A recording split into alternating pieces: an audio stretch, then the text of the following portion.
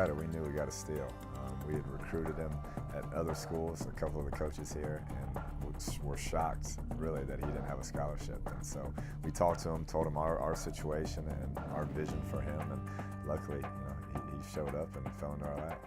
We were really excited about Baker coming to walk on. We knew he was a scholarship-worthy kid. He had some offers early in the process. Anytime you can get a kid that type of a caliber, a player, to come walk on, and it was a difficult situation because we didn't want Baker to think that, we're viewing you just as a walk on. We know what we're getting in you.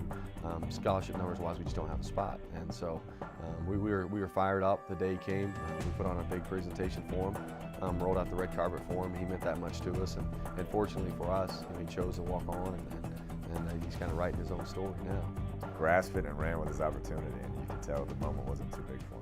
At that time, Baker was playing on our varsity baseball team, and he was a starter. He ended up being an all-state baseball player that year, and so he didn't get a chance to go up. I think it's in Pullman. I can't remember where Washington State is, but because since Baker's such a good baseball player, he didn't go through the full spring ball. So if we had an afternoon practice, Baker wasn't able to participate. He would go to baseball practice. If we had a morning practice in the spring, which we tried to tailor it for him, he would be there and he'd be going through the drills. Obviously we don't hit our quarterbacks in the spring anyway, so he could do that stuff. He was just multi-sport focused. Bake has very close to a photographic memory, which is a special gift and tool in the processes of the football. That's what he wanted to do. He wanted to redshirt, learn everything, and move on. But I also know Baker, he's just ready to step in and take that role very calmly.